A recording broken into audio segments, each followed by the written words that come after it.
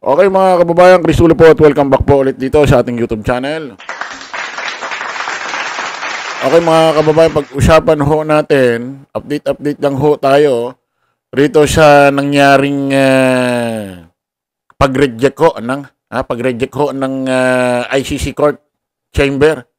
Dito ho sa inaapila ho ng Legal Council ng kampo nila dating President Rodrigo Roa Duterte doon sa kanyang pansamantalang kalayaan na kukupkupin ho siya ng ibang bansa at hindi pwede sa Pilipinas, ibang bansa. At kapag may hearing lang ho siya sa The Hague, Netherlands, sa ICC Court, papunta-punta na lang ho siya ron. Na ang tinatawag ho ay interim release. Yun ho ang ibig sabihin nun. Pag-usapan ho natin kasi ito hong si Attorney Cristina Conti, ICC Assistant to Counsel, ay may naging interview ho dito sa isang programa ho ng TV5 na kung saan meron palang pupwedeng maging pinaka-grounds na maaprubahan itong inaapila ho ng kampo ng mga Duterte para itong si Digong ay mapayagan ho sa pansamantalang kalayaan o yung tinatawag hong interim release. Meron naman pala. Ngayon lang itinuro ni ngayon lang nagbigay ho ng tip itong si Attorney Cristina Conti. Ulitin lang ho natin yung kanyang posisyon ay ICC Assistant to Counsel. Kasi nga, ito hong ginawang pag-reject ng ICC Court Chamber sa interim release ni Digong nung isang araw lang yan, nung 28. Pangalawa na pala yan. May nauna pa. So, pangalawang apela na nila yan. Kumbaga, matitigas ang ulo nito. Kumbaga, hindi sumusuko, mga kababayan. Excuse me. Okay, mga kababayan, pakinggan ho natin itong si Attorney Conti na kung saan, mukhang po pwede pa rin pala talagang ang kampo nila Duterte. Umapila na naman sa interim release ni Digong. Baka pwede naman hanggang abutin ng 10 taon, di ba? Kasi itong kaso ni Digong, 8 to 10 years daw ang itatagal, according dito kay Attorney Conti. Siya rin ho nagsabi yan, isa sa mga interview niya ng mga nakaraan ho sa mainstream media. Pakinggan natin. Ito pala technique. Pwede pa silang humiling muli ng interim release. Pero, kumbaga, kung changes sa circumstances, ibig sabihin dapat iba na yung grounds? Ganun po ba yun? It will be the same grounds in a sense, legal grounds, but it will be different facts. Okay. Hindi, halimbawa, kaya bang ihabol nila yon sa susunod nilang, halimbawa, iakyat pa ulit nila ito, Attorney Conti? Pwede ba nila ihabol na, hindi na kami powerful masyado? Pwede ba mga ganun? Or wala na kami influensya? Oo, correct. Pag nag-resign si Sara Duterte at lahat ng mga Duterte in power, then maybe sabihin na, wala na kaming kapangyarihan. Kung itatwa si Duterte ng mga friends niya, katulad nung Chinese president, di ba? Ito yung pumunta siya doon, nag-travel na lang bigla-bigla at as a friend, as a guest of the president of China. Di ba? Yung ganong pagtatatwa, maybe it could have an effect saying na hindi na active yung networks niya. So, ibig lang, yeah. But the facts as it is, parang may hirapan sila na tanggalin isa-isa. Kasi, di ba 3 points or 3, yung grounds kasi ng appeal iba pero yung sa first ground, binaybay yung 3 criteria to be granted interim release. Jackpot sila. Ay, may sumasapaw na audio. Jackpot sila dun sa... Stop muna natin. Ayun mga kababayan, according ho kay Attorney Cristina Conti, ICC Assistant to Counsel, yan ho ang posisyon niya. Itong legal counsel or pamilya ho ng Duterte, pwede pa rin pala umapila ng isa pa para sa interim release or pansamantalang kalayaan ni Digong. Ang problema, mabigat ho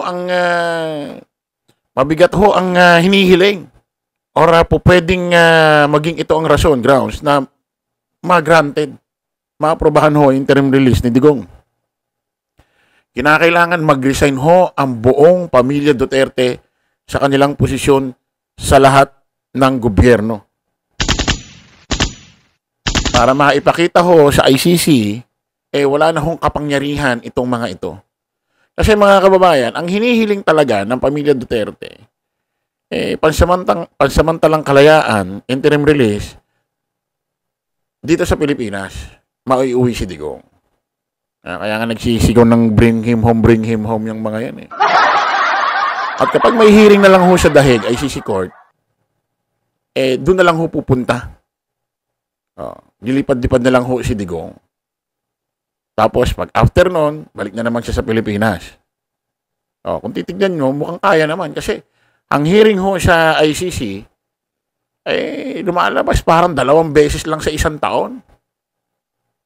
Kaya siguro itatagal ho ito ng 8 hanggang 10 taon. Isipin mo, pag naka2 taon, nakaka-4 na hearing pa lang. Ganong katagal. Siyempre, si Digong, matanda na ho.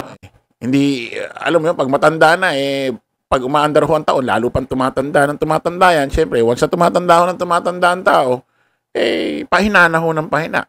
Kasi kung hindi ko tayo nagkakamali, ito si Digong, 82 years old na ito.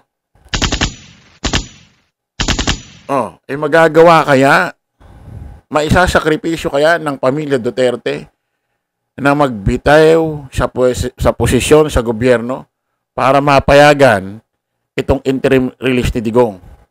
Siguro may mga nagtatanong, ba't kinakailangan magbitaw sila ng posisyon para sa interim release? Ito, opinion ko lang ho ito ha. Hindi ko naman sinasabing ito yung mismo mga nasa isip utak ko ng mga judge dun sa ICC court. Etong si Digong, kaya hindi ho pinapayagan ng interim release, pansamantalang kalayaan at sa Pilipinas, uuwi sa Davao. Ito hong si Digong, naniniwala ang mga ICC court judges na may kapangyarihan pa rin ito at po pwedeng maka-impluwensya, makapanakot sa pamilya ng mga biktima ng war on drugs at extrajudicial killing.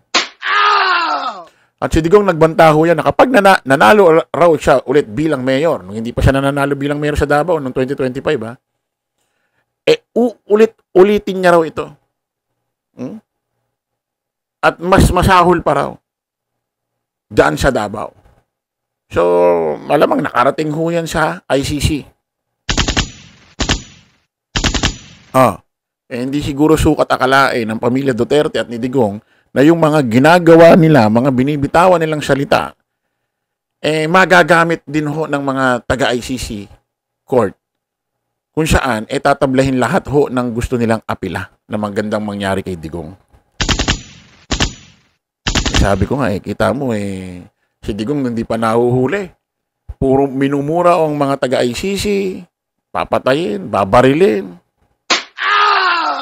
Kaya raw paiikutin niya raw sa palad niya. Kaya isa sa mga yan. Tapos may mga nagrarally pa ron sa labas, mga taga-suporta niya. So, ibig sabihin, nasisira yung imahe nila ron.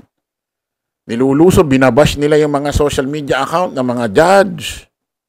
Diba? Napatunayan natin yan. Dahil yung babaeng isang judge dyan sa ICC court ay nag-hide or nag-delete ba ng kanyang FB account. Website ba yun? Basta ano man yun. FB page.